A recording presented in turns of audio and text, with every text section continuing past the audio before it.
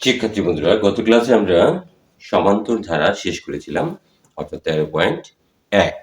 আজকে আমরা শুরু করতে যাচ্ছি 13.2, অর্থাৎ এক্সারসাইজ 13.2। তো আমরা সমান্তর ধারা করেছিলাম, আজকে আমরা গুণোত্তর ধারা নিয়ে আলোচনা করব। ঠিক আছে, তো আমরা একটু মনোযোগী হলেই আমরা সম্ভবত খুব সহজভাবেই আমরা যা করব তা বুঝবো। করা অর্থাৎ বোঝা ছাড়া আমরা একটি লাইন ও লিখব না। ঠিক আছে, এই কথাটি যদি আমরা মনে রাখতে পারি তাহলে আমরা খুব সহজেই অঙ্কগুলো করতে পারবো। ঠিক আছে, গুণোত্তর ধারা এবং সমান্তর ধারা, ধারা দুইটা কিন্তু সিস্টেম প্রায় সেম, মনে রাখার সিস্টেমটা প্রায় সেম। এখন গুণোত্তর ধারাটা কি তোমরা জেনেছ পূর্বের ক্লাসে, যে সমান্তর ধারাটা কেমন। সমান্তর ধারাটা ছিল এরকম: 2 + 4 + 6 + 8। ফর এক্সাম্পল হিসেবে আমি এটা লিখলাম, আপ টু। আরও অনেক লেখা যায় এভাবে। দেখো, 4 - 2, 2, 6 - 4, 2, 8 - 6, অর্থাৎ যে কোনো পদ বিয়োগ তার পূর্বের পদ। আর যখন আমরা গুণোত্তর ধারা করব তখন দেখো, এখানে আমি লিখলাম 2 + 4 + 8 + 16 + 32 প্লাস ইত্যাদি ইত্যাদি। ডিফারেন্ট কি দেখো, 2 + 4 + 8 + 16 + 32। Clear? Here clear idea about it. 2 দুগুণে 4, 4 দুগুণে 8, 8 দুগুণে 16। ব্যাস, হয়ে গেছে আমার গুণোত্তর ধারা। আবার এমনও হতে পারে 32 + 16 + 8 + 4 প্লাস, দেখো এই দিক থেকে আসো, এটাও গুণোত্তর ধারা। এখন গুণোত্তর ধারা দেখো, আমি কিন্তু বলেছি যে ওটা সাধারণ অন্তর, আর এটা হবে দেখো যে কোনো পদ। এটা সমান্তর ধারার ক্ষেত্রে যে কোনো পদ বিয়োগ তার পূর্বের পদ, আর গুণোত্তর ধারার ক্ষেত্রে যে কোনো পদ ভাগ তার পূর্বের পদ। এই হচ্ছে ডিফারেন্স। তাহলে গুণোত্তর ধারা এবং সমান্তর ধারার যে ডিফারেন্সটা রয়েছে সেটা কিন্তু আমরা জেনেছি, যে পার্থক্যটা। ঠিক আছে, তো আমরা এখন আমাদের প্রথম যে অঙ্কটা রয়েছে, একটি অঙ্ক করলেই তোমরা বুঝতে পারবে আমি কি বলেছি। যে এত সমস্ত সূত্র একসাথে আমরা যদি মনে রাখার চেষ্টা করি, আমাদের অনেক রকম ভুল হবে। ঠিক আছে, আর কিছু কিছু স্টুডেন্ট আছে যে এত সূত্র মুখস্থ করে রাখা যায় না। বন্ধুরা, মুখস্থ করার কোনো প্রয়োজন নেই। যখন যেখানে আমরা সমস্যায় পড়ব সেখানেই আমরা সেটা নিয়ে আলোচনা করব এবং পাশের সাইড নোটটা লিখব, তাহলে আমাদের মনে থাকবে। অর্থাৎ তুমি যেখানে ঠেকছো সেখানেই তুমি শিখছো। ঠিক আছে, এভাবে যদি আমরা করি তাহলে আমরা খুব সহজেই অঙ্কগুলো আমাদের আয়ত্তে নিতে পারবো। ঠিক আছে, তো আমরা এখন আমাদের যে এখানে দেখো, আমরা একটা অঙ্ক করবো। এখানে 1 থেকে 4 পর্যন্ত তোমাদের যে বই আছে, পাঠ্য বই 1 থেকে 4 পর্যন্ত হচ্ছে এমসিকিউ। তো এমসিকিউ ক্লাসগুলো আমি এক সময় তোমাদেরকে আলাদাভাবে করাবো। আমি তো অবশ্যই এমসিকিউ নিয়ে আলোচনা করব। আমি তো শুরুই করছি, বেশ অনেকদিন হয়নি, বেশ কিছুদিন যাবত।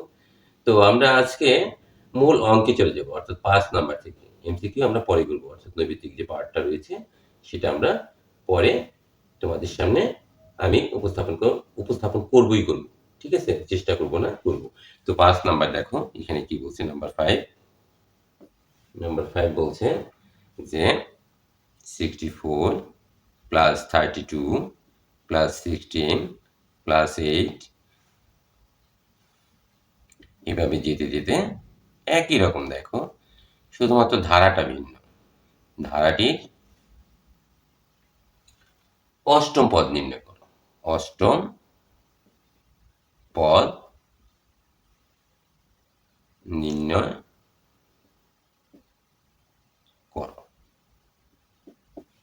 করি, তাহলে এটা কি ধারা আমরা কিন্তু খুব সহজেই বুঝতে পেরেছি।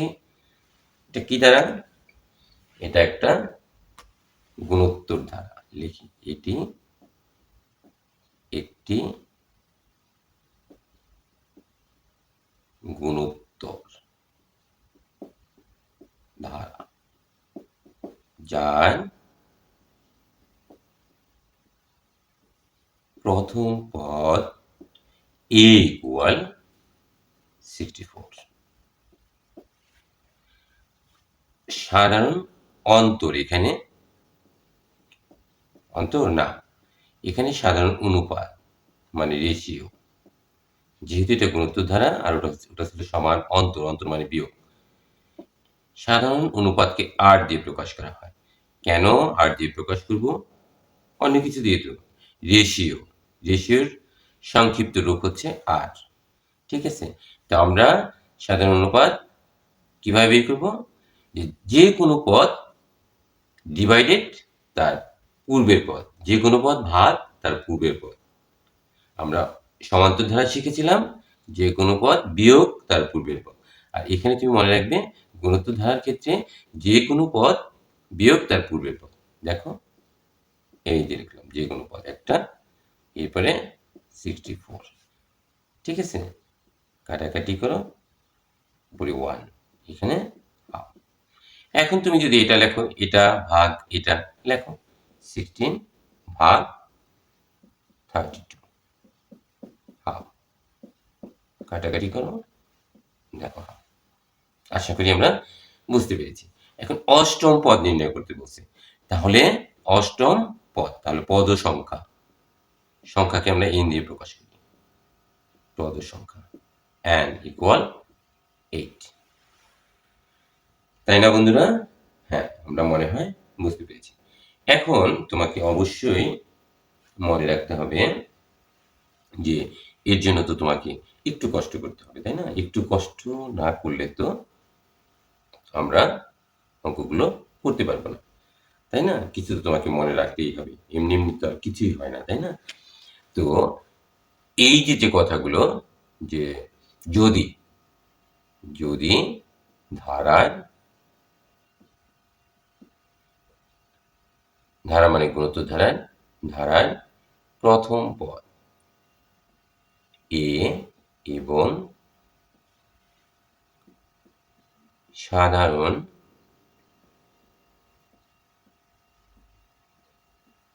অনুপাত আর হয়, তবে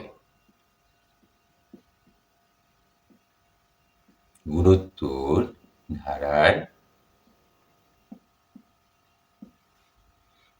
n তম পদ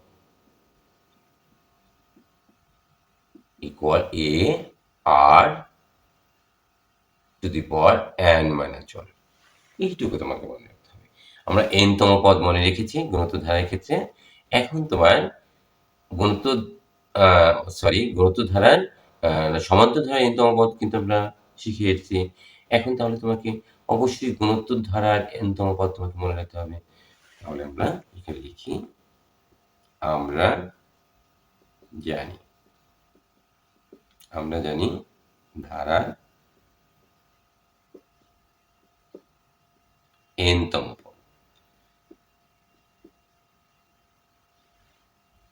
n তম পদ equal a r to the power n minus 1।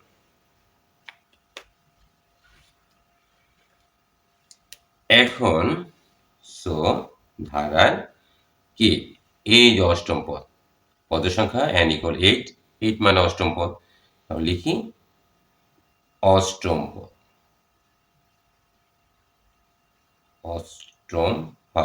অষ্টম পদ ইকুয়াল a r। এখানে n আছে, সেই জন্য এখানে n, এখানে 8 আছে, তাহলে 8 মাইনাস 1, অষ্টম পদ যেহেতু, ক্লিয়ার? তাহলে এখানে দশম পদ হতো 10 মাইনাস 1, ক্লিয়ার? যে কোনো পদ, এখানে যদি রহিমতম পদ হতো রহিম মাইনাস 1। ঠিক আছে, তাহলে এখন আমরা এখানে মানটা বসিয়ে দিই। মান কি? এর মান হচ্ছে 64, বসালাম 64। এবার এটার সাথে মাল্টিপ্লাই সম্পর্ক, একটা লাইন বেশি করি, ঠিক আছে?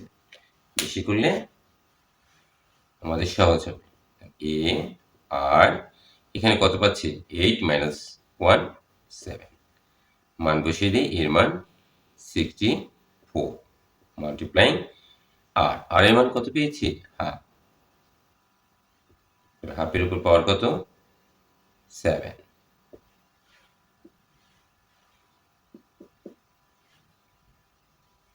সরি এ পাশে চলে আসলাম 64 মাল্টিপ্লাইং 1 বাই 2 উপরে পাওয়ার 7 2 উপরে পাওয়ার 7 দ্যাটস মিন কত হয় 2 উপরে পাওয়ার 7 2 কে 7 বার লিখে গুণ করতে হবে 2 উপরে কিউব দিলাম 2 উপরে কিউব দিলাম কত হলো 3 3 6টা আর এখানে হলো একটা 2 উপরে 7 2 উপরে পাওয়ার 8 মাল্টিপ্লাইং 8 মাল্টিপ্লাইং কত 2 তো এটা 2 2 তাহলে 8 8 2 8 8 64 2 128 দেখছো তাহলে 1 128 কাটাকাটি করো 2 ইকুয়াল হাফ তাহলে অষ্টম পদ হচ্ছে এত এটাই আমাদের আনসার আশা করি আমরা অঙ্কটি বুঝতে পেরেছি যেখানে যে সমস্যা সেগুলো নিয়ে আমরা আলোচনা করেছি এটা কিন্তু অঙ্কের পার্ট নয় এটা জাস্ট বোঝার জন্য আমি এই পাশে লিখেছি এখন দেখো আমাদের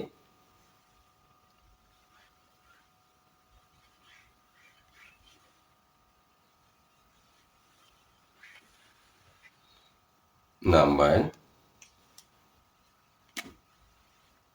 6 number 6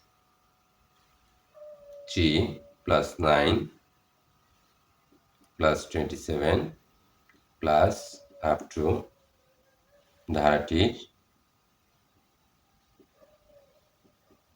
ধারাটির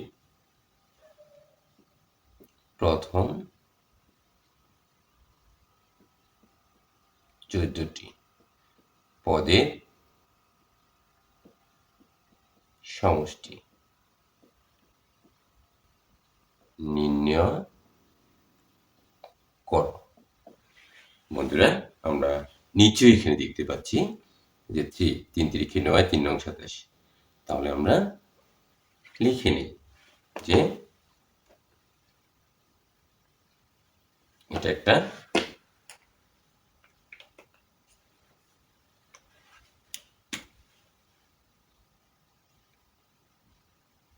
এটি একটি গুণোত্তর ধারা যার প্রথম পদ এ এই তো ফার্স্ট এটা তাই না সেই জন্য এ লিখে আমরা পাচ্ছি সাধারণ অন্তর না অনুপাত অবশ্যই অনুপাত মানে এটা গুণোত্তর ধারা গুণোত্তর ধারার সময় অনুপাত সমান্তর ধারার সময় অন্তর আর কেন আমরা আলোচনা করেছি রেশিও থেকে আর যে কোনো পদ বিয়োগ তার যে কোনো পদ ডিভাইডেড প্রিভিয়াস পদ অর্থাৎ যে কোনো term divided previous term 9 divided 3 equal 3 আশা করি আমরা বুঝতে পেরেছি এখন দেখো ধারাটির প্রথম 14টি পদের সমষ্টি নির্ণয় করতে বলছে তাই না তো আমরা লিখতে পারি এবং পদ সংখ্যা n ইকুয়াল 14 14 তো 14 তাই না তো আমরা কি জানি এখন ওই যে সেই সূত্র আমরা n তম পদ বের করেছি কিন্তু সমষ্টিতে বের করিনি তাহলে আবার একই কথা যদি ধারার প্রথম পদ a এবং সাইড নোট এটা সাধারণ অনুপাত আর হয়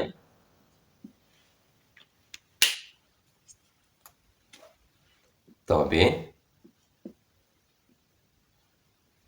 গুণোত্তর ধারার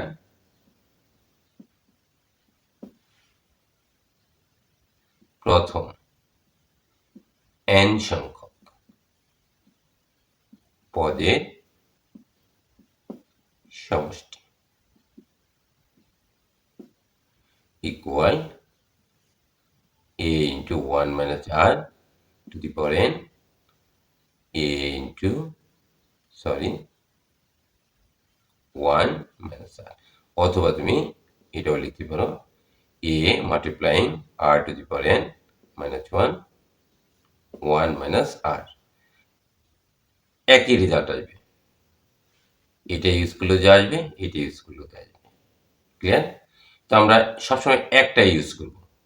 হ্যাঁ, আমরা সাধারণত বলে থাকি যে ওয়ানের চাইতে বড় হলে, এই ওয়ানের চাইতে যদি বড় হয় সাধারণ অনুপাত, তাহলে আমরা এই অংশটা আমরা ইউজ করি, ব্যবহার করি।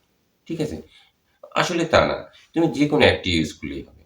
তার প্রমাণ তোমরা তো সবসময় এটা ইউজ করে আসছো, তাই না? তো আমরা আজকে এইটা ইউজ করব। দেখো রেজাল্ট এক হয় কিনা। তাহলে আমরা এখানে লিখি, আমরা জানি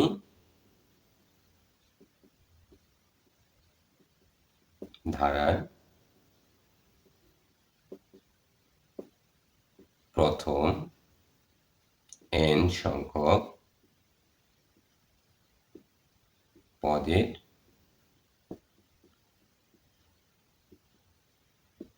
সমষ্টি Sn দিয়ে প্রকাশ করা হয়। কেন? সাম, সমষ্টি, এখানে n আছে, এখানে n, a into 1 minus r to the power n 1 minus r, আমরা এটা ইউজ করি। দেখো এই অংশটা অঙ্কের অংশ নয়, ঠিক আছে? এখন আমরা এখানে মান বসানোর চেষ্টা করি। দেখো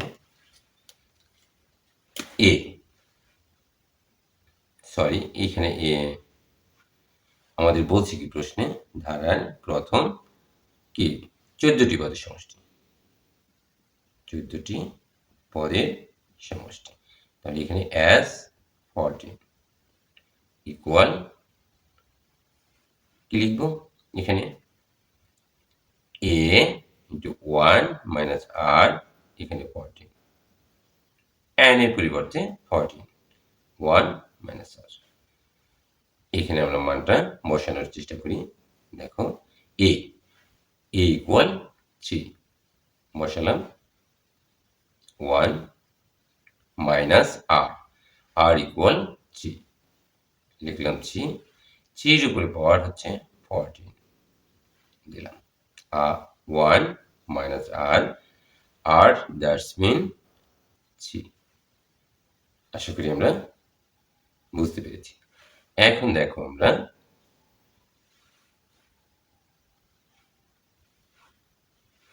এখানে চলে আসি, আশা করি হয়ে যাবে। 3 দিয়ে এটাকে গুণ করি, 3 into 1 গুণ করলাম, minus 3 into 3 multiply 3 to the power 14, এই 3 দিয়ে গুণ করেছি, 1 মাইনাস 3, তার মানে এখানে মাইনাস 2। এটা তোমরা খুব সহজেই বুঝতে পারো। এখন দেখো এখানে আমরা 3 লিখলাম, এইটা আগে লিখবো আমরা, মাইনাস 3টা ইন্টু 3 টু দি পাওয়ার 14, অসুবিধা নাই তো, তাই না? এটা আমরা আগে লিখেছি, এই যে মাইনাস, এটা কোন সাইন যদি না থাকে সেটাকে আমরা পজিটিভ দেবো, প্লাস 3 ইন্টু 1, 3 এর সাথে 1 গুণ করলে 3 হয়, মাইনাস 2 ইকুয়াল, দেখো এখানে মাইনাস 2। এখন এখানে আমরা কি কমন নিতে পারি? এখানেও 3 আছে, এখানেও 3 আছে, আমরা মাইনাস 3টা কমন নিলাম। তাহলে এখানে কি থাকে? মাইনাস 3 দিয়ে কমন যায়, এখানে 3 টু দি পাওয়ার 14। এখন এই মাইনাস আর এই প্লাস মিলে হয় মাইনাস, 3 কমন নিয়েছো তুমি, তাহলে থাকে 1। এই মাইনাস ঘেঁচা।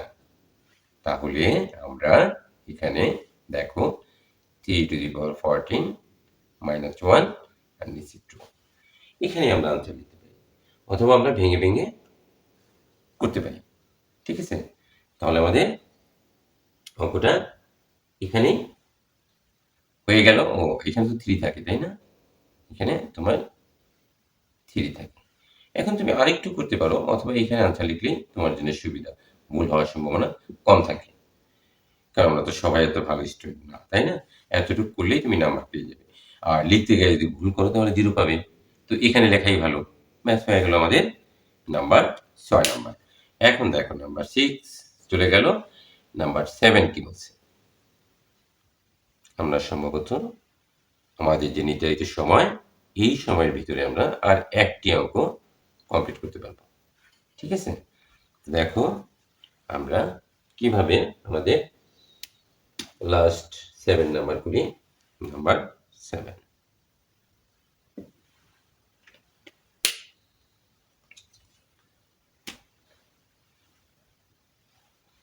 128 প্লাস 64 নিশ্চিত প্লাস 32 প্লাস আপ টু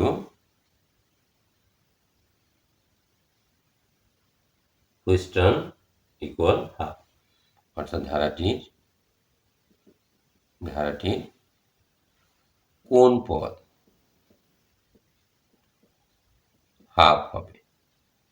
কোন পদ আমরা জানি না, তাই না? আমাদেরকে ফাইন্ড আউট করতে হবে। তো প্রশ্নটা আগে বুঝে নাও।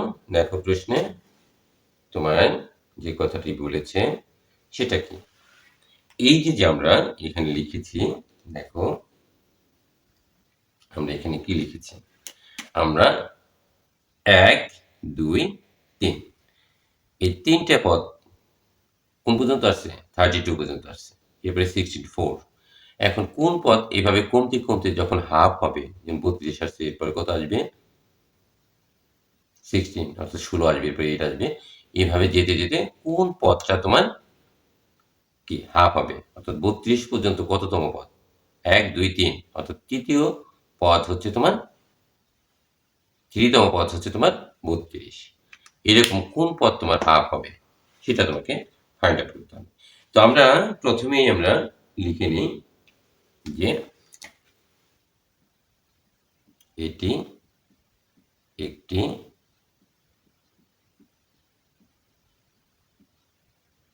গুণোত্তর ধারা। এটি একটি গুণোত্তর ধারা। দ্যাটস মিন কি বলা যায়? It is geometric series. Here first term কত? এটি একটি গুণোত্তর ধারা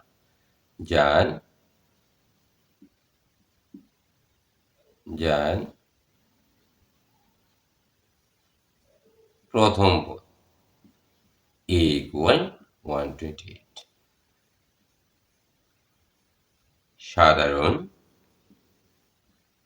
অনুপাত। তো আমরা আগেই বলেছি যে কোনো পদ ভাগ তার পূর্বের পদ। তাহলে 64 তুমি যে কোনোটা দিতে পারো, এটা ভাগ এটা একই আসবে, 128 ইকুয়াল হাফ। এটাকে আর দিয়ে প্রকাশ করা হয়। ঠিক আছে, আমরা জানি না যে কোন পদ, তাহলে আমরা ধরি ধারাটি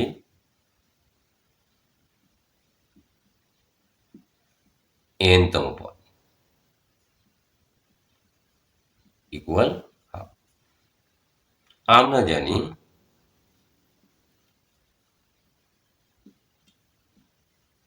ধারার n-তম পদ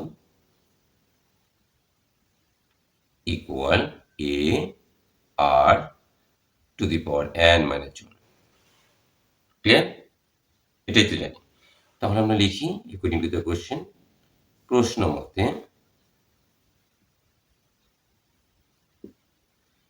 ধারার n-তম পদ ইকুয়াল হাফ। এই যে ধারাটির আমরা ধরে নিয়েছি হাফ। তাহলে ধারার n তম পদের মান তুমি কি পেয়েছ? এটা পেয়েছ। মানটা বসিয়ে দাও।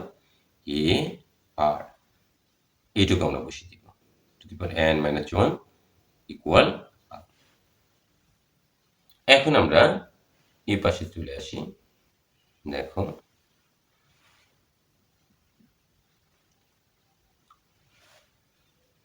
এর মান আমরা কি পেয়েছি? 128 বসিয়ে দিলাম। এবার মাল্টিপ্লাই সম্পর্ক আর আর এর মান কত? হাফ। পাওয়ার n মাইনাস 1 ইকুয়াল হাফ। আশা করি আমরা বুঝতে পেরেছি। এখন আমরা দেখো এখানে আমরা কি করতে পারি? এখানে আমরা 128 মাল্টিপ্লাইং 1 এর উপর পাওয়ার যেমন হয় তাই হোক 1ই হয়, তাই না? 1 এর পাওয়ার যাই দিই 1 এর কোনো পরিবর্তন হয় না। n minus 1 equal half. So we can write, এখন এটা নিচে 1 আছে, এইটা গুণ, এইটা গুণ, তাহলে 128 কে 1 দিয়ে যদি আমরা গুণ করি 128 হবে। খুব সহজভাবে করার চেষ্টা করছি এবং লাইনগুলো বেশি হচ্ছে। 1 দিয়ে এটাকে গুণ করলে যা আছে তাই হয়। এখন আমরা ক্রস মাল্টিপ্লাইং করবো, অর্থাৎ আড়াআড়ি গুণ করবো যেটা বলা হয়। এখন আড়াআড়ি গুণ করলে 1 দিয়ে যদি এটাকে গুণ করি, 1 দিয়ে গুণ করলে মানের কোনো পরিবর্তন হয় না। এখন এটা গুণ করি, 2 মাল্টিপ্লাইং 128 লিখি আর গুণন করে লিখলাম। অনেক বোকার মতো অঙ্ক করতেছি না, যেহেতু বড় হয় এগুলো না করলেও হতো। n মাইনাস 1 এটা গুণ করলে 256 হয়। 2 to the power n minus 1। এখন এটাকে তুমি ভাঙো। দেখো আমাদের এই পাশে আসতেই হবে, তো আমরা এই অংশটা মুছে নেই।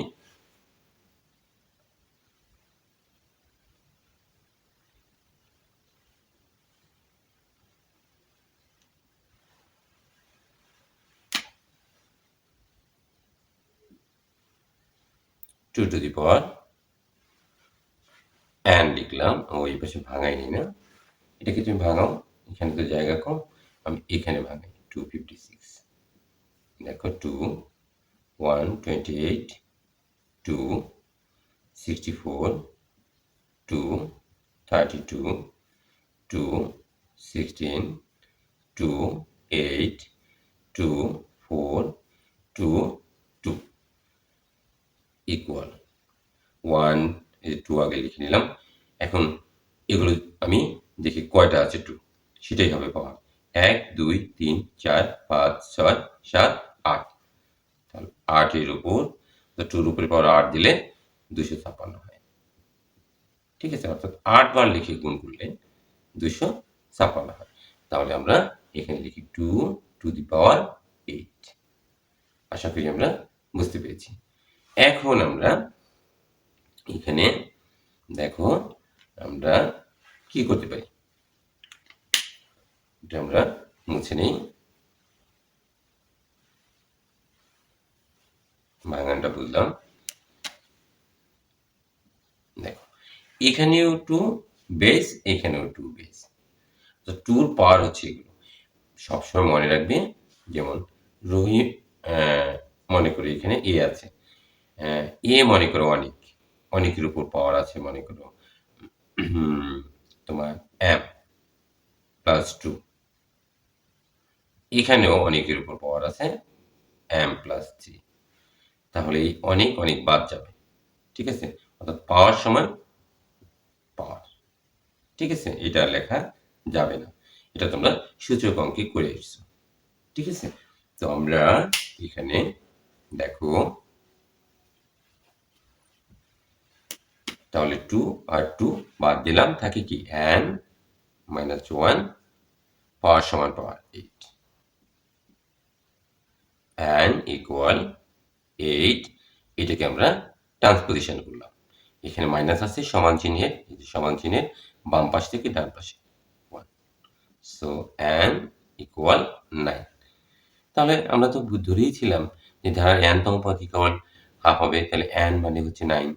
তাহলে লিখি ধারাটির 9তম পদ। ধারার কোন পদ বলছে? এই যে ধারার কোন পদ? ধারার 9তম পদ ইকুয়াল হাফ হবে, এটাই অ্যান্সার। আশা করি আমরা বুঝতে পেরেছি।